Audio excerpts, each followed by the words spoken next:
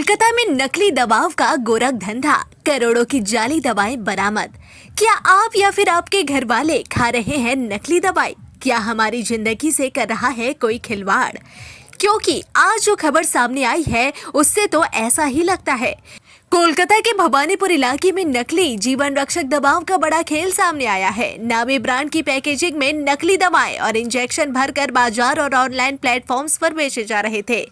Police ने एक घर पर छापा मारकर करोड़ों रुपए की नकली दवाएं और इंजेक्शन बरामद किए हैं। इस मामले में एक आरोपी को गिरफ्तार कर लिया गया है। जांच में सामने आया है कि नकली दवाएं इतनी सफाई से तैयार की जा रही थी कि असली और नकली में फर्क करना बेहद मुश्किल था। डॉक्टरों ने इस पर चिंता जताते हुए कहा कि ये दवाएं लोगों की जान के साथ खिलवाड़ कर रही है। इनसे गंभीर स्वास्थ्य समस्याएं हो सकती है। पुलिस अब यह पता लगाने की कोशिश कर रही है कि ये नकली दवाएं कहां-कहां सप्लाई की जा रही थी और इस रैकेट में और कौन-कौन शामिल है। शुरुआती जांच में संकेत मिले हैं कि इस धंधे का जाल शहर के कई हिस्सों तक फैला हो सकता है। नकली दवाओं का यह गोरख धंधा सिर्फ भवानीपुर तक सीमित नहीं है। सूत्रों के मुताबिक ये जाली दवाएं नामी ब्रांड की पैकिंग में भरकर पूरे राज्य और ऑनलाइन प्लेटफॉर्म्स पर सप्लाई की जा रही थी। पुलिस ने कार्रवाई तेज कर दी है, लेकिन सवाल यह है कि लोगों की जान के साथ इस तरह का खिलवाड़ कब तक चलता रहेगा। कोलकाता में नकली दवाओं का गोरख धंधा, करोड़ों की जाली दवाएं बरामद। क्या आप या फिर आपके घर वाले खा रहे हैं नकली दवाई? क्या हमारी जिंदगी से कर रहा है कोई खिलवाड़?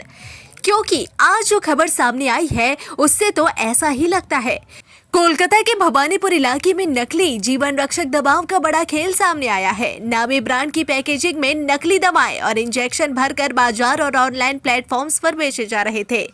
पुलिस ने एक घर पर छापा मारकर करोड़ों रुपए की नकली दवाएं और इंजेक्शन बरामद किए हैं। इस मामले में एक आरोपी को गिरफ्तार कर लिया गया है। जांच में सामने आया है कि नकली दवाएं इतनी सफाई से तैयार की जा रही थी कि असली और नकली में फर्क करना बेहद मुश्किल था। डॉक्टरों ने इस पर चिंता जताते हुए कहा कि ये दवाएं लोगों की जान के साथ खिलवाड़ कर रही है।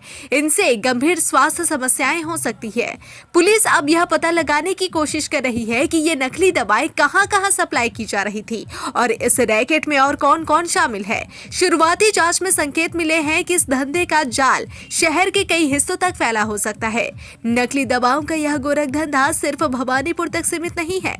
सूत्रों के मुताबिक ये जाली दवाएं नामी ब्रांड की पैकिंग में भरकर पूरे राज्य और ऑनलाइन प्लेटफॉर्म्स पर सप्लाई की जा रही थी।